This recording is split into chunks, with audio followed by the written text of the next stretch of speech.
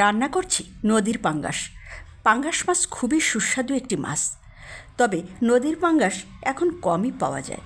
চাষের পাঙ্গাসে বাজার ছয়লাভ, দাম একটু কম থাকায় সাধারণ ক্রেতার নাগালে আছে বলে মানুষ এই মাছটি সচরাচর কিনে খেতে পারছে এবং তাদের পুষ্টির চাহিদাও মেটাতে পারছে।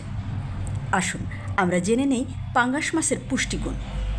ঢাকা বিশ্ববিদ্যালয়ের পুষ্টি গবেষকেরা দেখেছেন পাঙ্গাস মাছে অত্যাবশ্যকীয় অ্যামাইনো অ্যাসিড অনেক বেশি। এ কারণে পাঙ্গাসে থাকা আমিষের মান উন্নত। আমি বেগুন দিয়ে পাঙ্গাস মাছ রান্না করছি।